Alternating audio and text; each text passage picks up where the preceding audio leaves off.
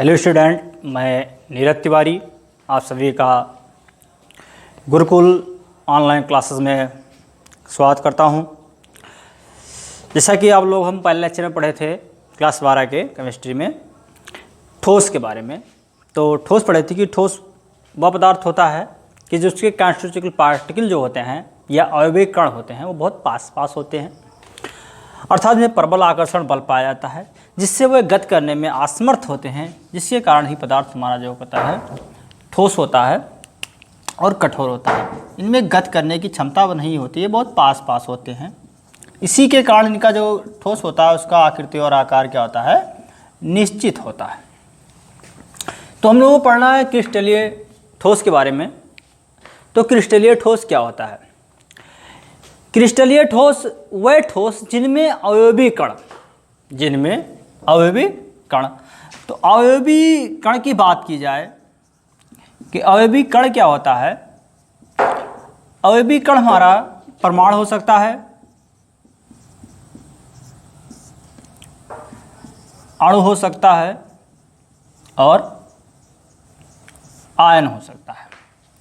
तो जिनमें अवयवी कणों की त्रिविम में एक निश्चित एवं नियमित व्यवस्था होती है, निश्चित एवं नियमित होती है, अर्थात जिनमें अवयवी कणों को दीर्घप्रासी व्यवस्था होती है, अर्थात अवयवी कणों की दीर्घप्रासी व्यवस्था होती है, तो हमारे क्रिस्टलीय ठोस कहलाते हैं। अब अवयवी कणों की त्रिविम की निश्चित व्यवस्था मान की जाए, क्या होती है व्यवस्था? जैसे ये हमारे बात लीजिए कि ये हमारे दो कलर हैं, एक हमारा नीला है, उसके बाद काला या नीला नीला नीला नीला नीला नीला नीला नीला नीला नीला, ये इस प्रकार के कलर को हम लोग डिवाइड करते हैं। जैसे ये हमारे नीला, अब इसके बाद में हमारा काला, फिर काला काला काला, फिर ये देखिए आप काला काला काला काला काला काला काला काला काला काला, तो इस प्रकार की यानी एकांतर में फिर नीला फिर काला फिर नीला फिर काला फिर नीला, तो जो इस प्रकार की एक नियमित व्यवस्था होती है, ये व्यवस्था हमारी क्रिस्टलीय ठोस में होती है, या मान ये कह सकते हैं कि ये व्यवस्था हमारी क्रिस्टलीय ठोस में पाई जाती है। और जो ऐसे ठोस होंगे वो हमारे क्रिस्टलीय ठोस कहलाएंगे। उसके बाद हम बात करते हैं कि क्रिस्टलीय ठोसों के मुख्य लक्षण क्या होते हैं, कि कैसे हम पहचान सकते हैं कि हमारा क्रिस्टलीय ठोस है कि ये हमारा अक्रिस्टलीय ठोस है। तो क्रिस्टलीय ठोसों को पहचानने के लिए जो लक्षण होते हैं वो उसको हम इस तरह से पहचान सकते हैं। पहला लक्षण देखते हैं कि क्रिस्टलीय ठोसों की एक निश्चित आकृति होती है। जो क्रिस्टलीय ठोस होते हैं वो एक निश्चित आकृति की संरचना को प्राप्त करते हैं। दूसरी बात होती है इनकी संरचना आकृति जो होती है एक निश्चित होती है, अर्थात ये भिन्न भिन्न नहीं होते हैं। ये मान लीजिए कि एक इनकी निश्चित आकृति होगी और ये द्विप्रासी व्यवस्था को प्रदर्शित करेंगे। दूसरी बात करते हैं, देखते हैं कि इनमें कणों की दीर्घप्रासी व्यवस्था होती है। दीर्घप्रासी ये मतलब बहुत ज़्यादा लंबे तक होते हैं, बहुत सघन मात्रा में होते हैं, ज़्यादा मात्रा में पड़ा के छोटे छोटे कणों को एकत्रित करके एक परमाणु या एक पदार्थ का निर्माण करते हैं। तीसरी बात करते हैं कि क्रिस्टलीय ठोसों के गलनांक निश्चित तीक्ष्ण होते हैं एवं उनके शीतलन वक्र असतत होते हैं। अब शीतलन वक्र असतत मतलब क्या होता है कि यदि हम किसी परमाणु को या किसी, जब तक हम यानी द्रव को गर्म करते हैं, जब हम द्रव को गर्म करते हैं तो जब इसका जब तक वो द्रव, यदि द्रव को गर्म किया जाए, यदि द्रव को गर्म किया जाए, यदि तब तक ये गर्म होता रहेगा जब ये वाष्प में परिवर्तन होने लगता है। जब द्रव को गर्म करते हैं और ये वाष्प में परिवर्तित होने लगता है तो जो इसका ताप होता है वो कांस्टेंट हो जाता है, अर्थात उसके ताप में जब तक हम परिवर्तन नहीं कर सकते हैं जब तक हमारी पूरे द्रव वाष्प में परिवर्तित ना हो जाए। उसके बाद यदि हम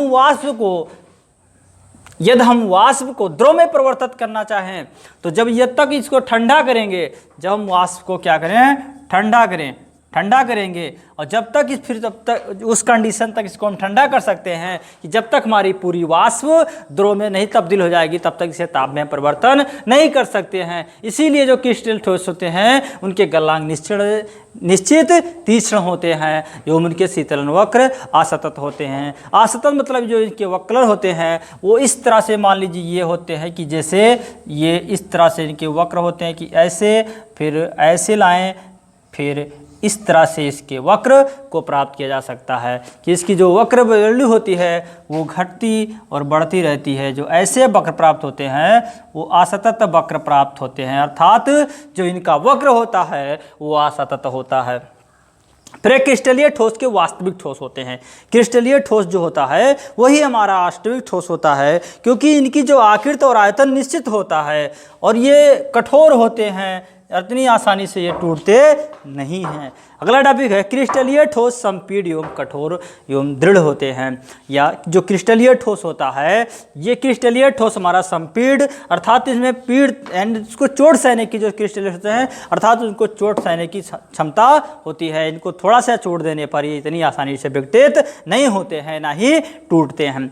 अगली टॉपिक देखते हैं कि इन ठोसों के पृष्ठ एक समान तथा समतल होते हैं। जो क्रिस्टलीय ठोस ये हमारी बात किया जाए ये हमारा क्रिस्टलीय ठोस है। देखिए इसकी जो सतह है पूरी एक तरह से समान एवं समतल होती है। और क्रिस्टलीय ठोस होता है जिसको हम समान रूप से एक तेज धार चाकू या किसी पदार्थ को आसानी से काट सकते हैं, समतल एक सतह में काट सकते हैं। ये क्रिस्टलीय ठोस का मुख्य गुण होता है। अगला है क्रिस्टलीय ठोस को विषम समदैशिक प्रकृति के होते हैं। जो क्रिस्टलीय ठोस होते हैं वो विषम समदैशिक प्रकृति के होते हैं। जैसे अभी हम देखें कि जो ये पहली बात होता है कि क्रिस्टलीय ठोस की एक निश्चित आकृति होती है, फिर इसमें क्रिस्टलीय ठोसों की द्विप्रासी व्यवस्था होती है। तो इसकी द्विप्रासी व्यवस्था होने के कारण जो ये होते हैं ये विषम समदैशिक के गुण को प्रदर्शित करते हैं। विषम समदैशिक की बात जो से करते हैं कि जिसको देखने पर अलग अलग दिशाओं से देखने पर ये अलग अलग तरह से दिखाई देते हैं। जैसे इनकी बात की जाए कि ये देखिए ये काला ये जो ये देखा जाए इनको अलग अलग जगहों से देखने पर ये अलग अलग तरह से दिखाई देते हैं।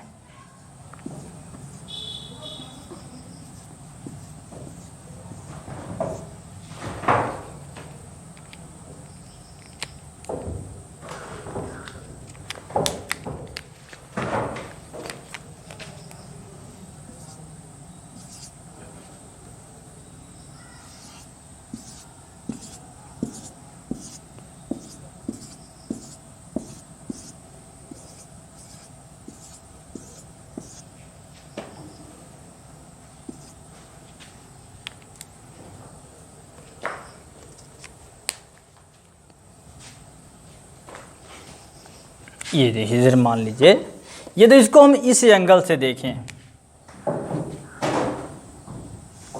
इस एंगल से देखा जाए तो सबसे पहले यहाँ पर काला पड़ता है, फिर इधर से नीला पड़ता है।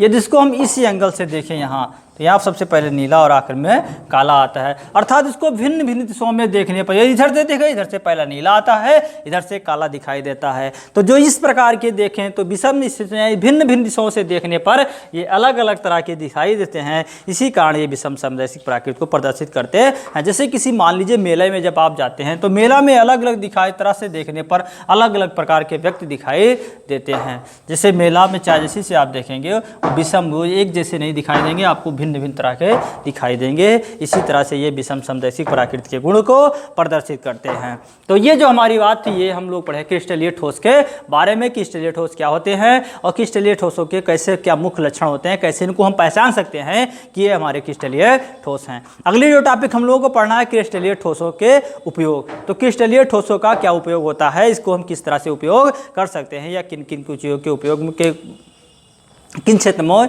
उपयोग होता है, इनके उपयोग के बारे में हम लोग अगले टॉपिक में पढ़ेंगे। धन्यवाद।